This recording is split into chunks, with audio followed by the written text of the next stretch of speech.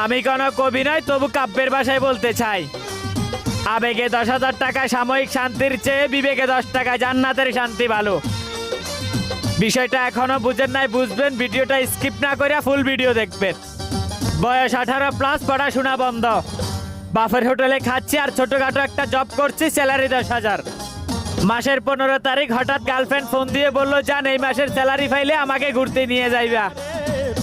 আমি তো খুশিতে আত্মহারা। রিলেশনের বয়স হয়ে গেছে আজকে 3 মাস, তাকে নিয়ে কখনো ঘুরতে যাওয়া হয়নি। কালকে 30 তারিখ 10,000 টাকা স্যালারি পাইছি।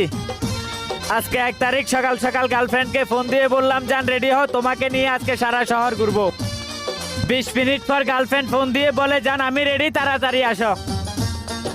সকালে শুরুতেই 1,000 টাকা বাইকের তেল, 90 টাকা ফুচকার বিল। বাইকের পিছে গার্লফ্রেন্ডকে নিয়ে ঘুরতেছি, বেলা তখন 2টা। তার নাকি প্রচুর ক্ষুধা পাইছে, বড্ড ক্লান্ত সে। কোনো এক রেস্টুরেন্টে উঠলাম, দুপুরে লাঞ্চ করলাম, বিল 1,000।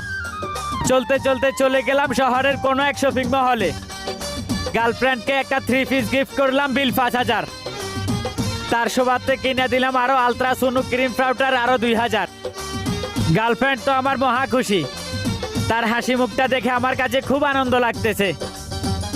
শপিং শেষ করে আরো ঘন্টা 2 ঘোরাফেরা করলাম আর কোনো এক পার্কে গিয়ে বসলাম। মনের আনন্দে দুজনে হাতে হাত রেখে ফেসবুকে রিলস দেখতেছিলাম।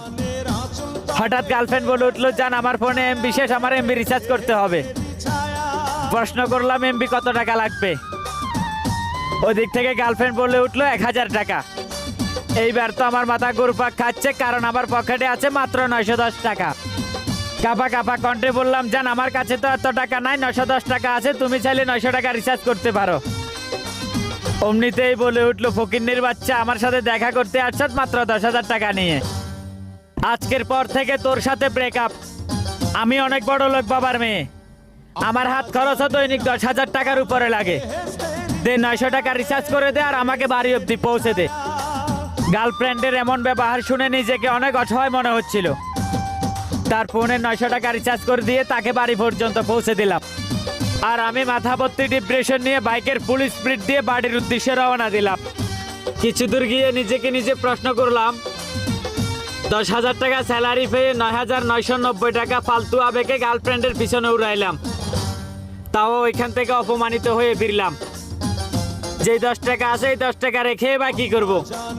বিবেক খাটিয়ে মায়ের জন্য 10 টাকার পান সুপারি নিয়ে যাই। 10 টাকার পান সুপারি যখন মায়ের হাতে নিয়ে দিছি, বিশ্বাস করেন ভাই, পৃথিবীর শ্রেষ্ঠ হাসিটা ওই দিন